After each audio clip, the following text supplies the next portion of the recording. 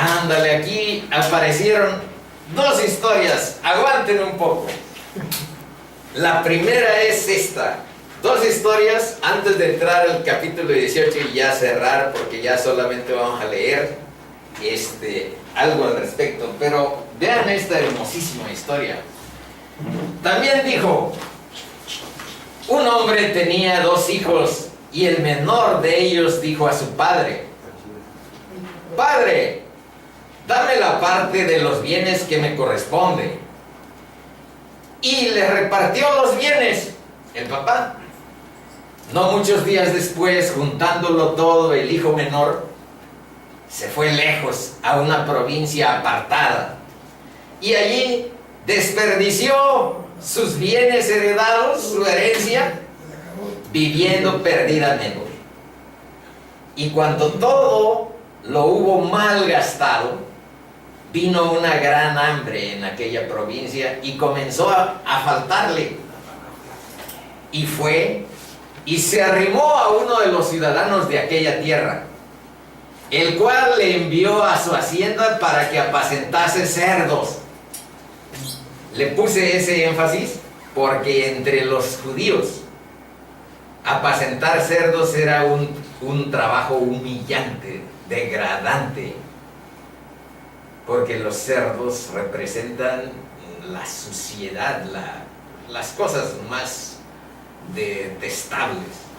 Bueno, lo envió a su hacienda para que apacentase cerdos, pero todavía estaba más degradado, dice, y deseaba llenar su vientre de las algarrobas que comían los cerdos, pero nadie le daba. Y aquí el griego hace un énfasis muy especial en esta expresión, y volviéndose en sí. Hagan de cuenta que trata de representar a alguien que estaba como borracho, como loco, como tirado por ahí, y volviéndose en sí. Bueno, ¿qué estoy haciendo aquí? No sé si alguna vez hayan despertado con esas características. Yo lo recuerdo en alguna vez. Dice, y volviéndose en sí dijo: ¿cuántos jornaleros en casa de mi padre tienen abundancia de pan? Y yo aquí perezco de hambre. Y vean, me levantaré, iré a mi padre y le diré: Padre, he pecado contra el cielo y contra ti. Ya no soy digno de ser llamado tu hijo. Hazme como a uno de tus jornaleros. Y levantándose, vino a su padre. Obviamente se entiende que él iba ahí. Padre, he pecado contra el cielo y contra ti, ya no soy digno de ser llamado tu hijo, hazme como uno de tus jornaleros. Pero ahora vean, y levantándose vino a su padre, y cuando aún estaba lejos, se entiende que el padre lo esperaba, lo estaba esperando. Así Dios te está esperando. O sea, sabía lo que iba a pasar. Así Dios te está esperando, como este chico. Dice, y cuando aún estaba lejos, lo vio su padre y fue movido a misericordia. En la Biblia dice que Dios se goza de su misericordia. Dios dice, fue movido y corrió y se echó sobre su cuello y le besó. Y el hijo le dijo: Padre, iba a decir su discurso: Padre, he pecado contra el cielo y contra ti, y ya no soy ni digno de ser llamado tu hijo. Y ya no alcanzó a decir esta parte: hazme como a uno de tus jornaleros, ya no soy digno de ser llamado tu hijo. Pero el padre dijo a sus siervos: sacad el mejor vestido y vestidle, y ponedle un anillo en su mano y calzado en sus pies, y traed el becerro gordo y matadlo, y comamos y hagamos fiesta, porque mi hijo muerto era y ha revivido, se había perdido y es hallado. Y comenzaron a regocijarse. Ese es el corazón de nuestro Padre. De los arrepentidos, Pero ahora veamos el segundo acto de esta escena. Dice: y su hijo mayor estaba en el campo, y cuando vino y llegó cerca de la casa, oyó la música y las danzas. Y llamando a uno de los criados, le preguntó qué era aquello. Él le dijo: tu hermano ha venido, y tu padre ha hecho matar el becerro gordo por haberle recibido bueno y sano. Entonces se enojó y no quería entrar. Salió por tanto su padre y le rogaba que entrase. Mas él respondiendo dijo al padre: he aquí tantos años te sirvo, no habiendo desobedecido jamás, y nunca me has dado ni un cabrito para gozarme con mis amigos.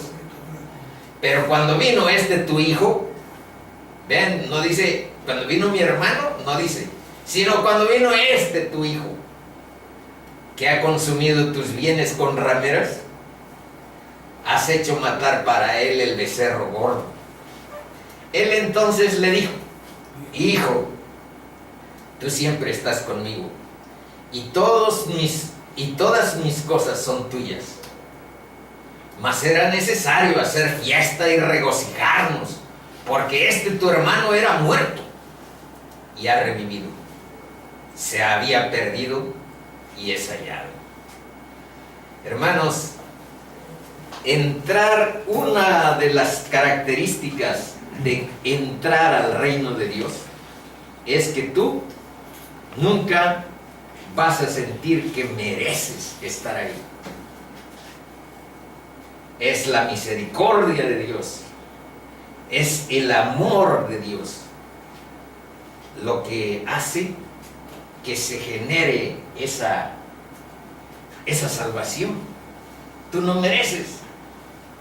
Por eso les decía, no hay espacio para la jactancia, no hay espacio para el orgullo. Vamos a ver el final tal vez. A unos, vean esta historia y relaciónanla con esta. A unos que confiaban en sí mismos como justos y menospreciaban a los otros, digo también esta parábola. 2 hombres subieron al templo a orar. Uno era fariseo y el otro publicano. El fariseo quiere decir separado para obedecer la ley de Dios. Eso quiere decir separado. Puesto en pie, este fariseo oraba consigo mismo.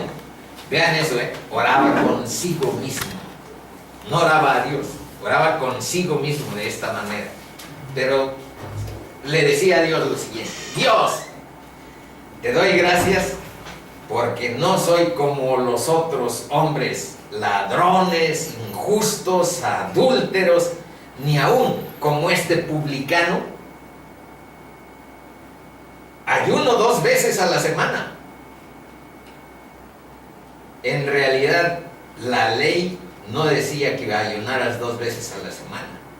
Lo que le está diciendo es a Dios: fíjate que yo hago más de lo que la ley me dice.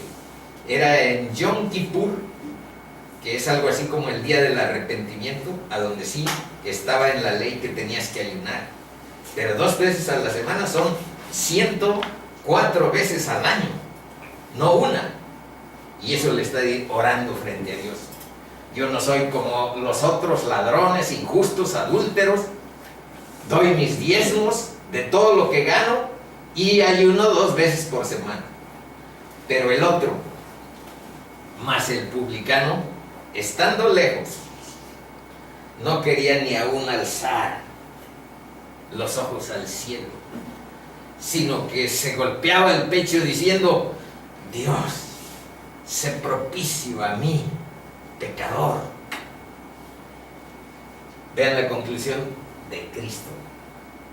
Os digo que descendió a su casa justificado, publicano. antes que el otro, que ayuno, que doy diezmos, que no soy todo lo que esto. ¿Y por qué? Ahí veamos lo que dice Cristo. Porque cualquiera que se enaltece, les digo que el reino de Dios no es para que te envanezcas, no es para tu jactancia, es para que con humildad recibas la misericordia de Dios. Porque cualquiera que se enaltece será humillado, y el que se humilla será enaltecido. Bueno, tenemos 3 minutos. Vamos a leer solamente los versos del capítulo 18 que corresponden pues a esta sesión. Lo anterior fue del 17, pero como les había anticipado, era necesario que sacáramos algunas conclusiones pretendiendo profundizar en algo, lo que nuestra palabra, la palabra de Dios, nuestro estudio, nos lleva. Dice, y después de estas cosas, ¿cuáles cosas? Pues después de haber pasado por Atenas, Pablo salió de Atenas y fue a Corinto, y halló a un judío llamado Aquila, natural de Ponto. Les puse un mapa a donde está Ponto. Aquí está Bitinia, aquí está Galacia, aquí está Frigia y aquí está Misia, que son regiones: Capadocia, Cilicia, Siria, y aquí está el Ponto. Es como el norte de lo que actualmente es Turquía. Aquí hay países, pequeños países de la URSS, de lo que era la URSS, exactamente.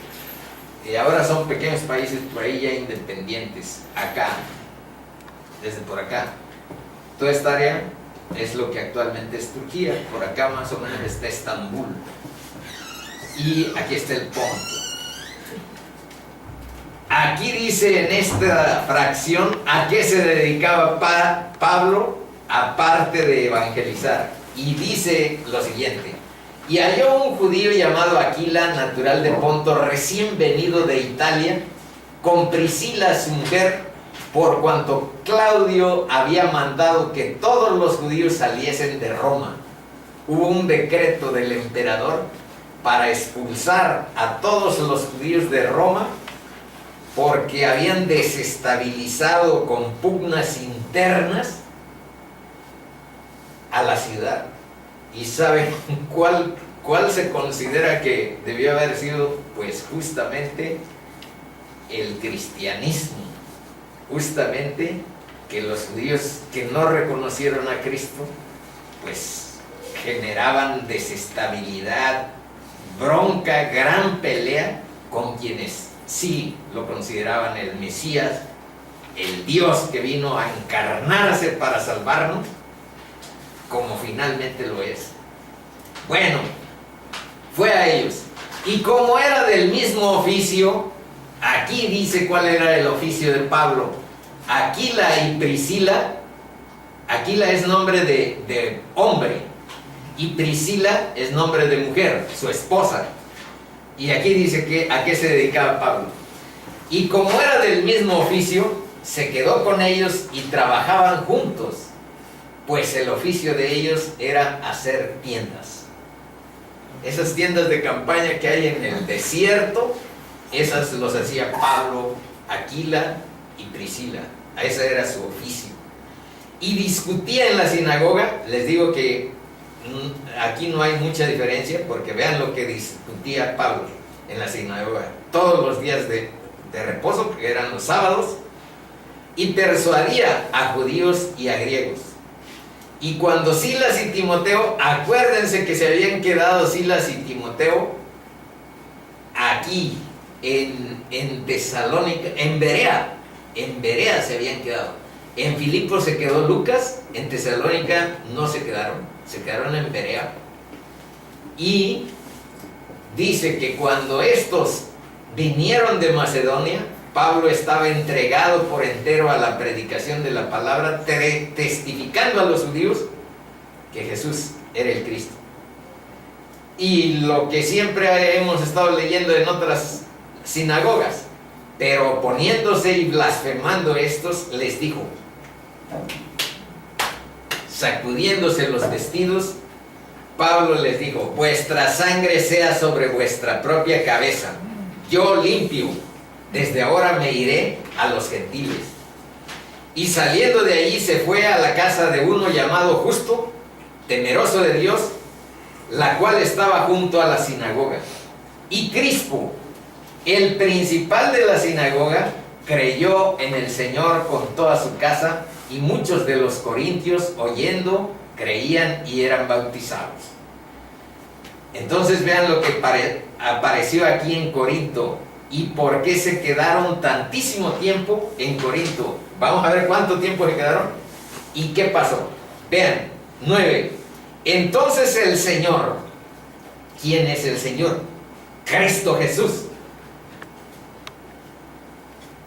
que no está, bueno, entonces el Señor dijo a Pablo en visión de noche, no temas, sino habla y no calles, porque yo estoy contigo, y ninguno pondrá sobre ti la mano para hacerte mal, porque yo, en esta ciudad tan corrupta que es Corinto, vean lo que digo, porque yo tengo mucho pueblo en esta ciudad.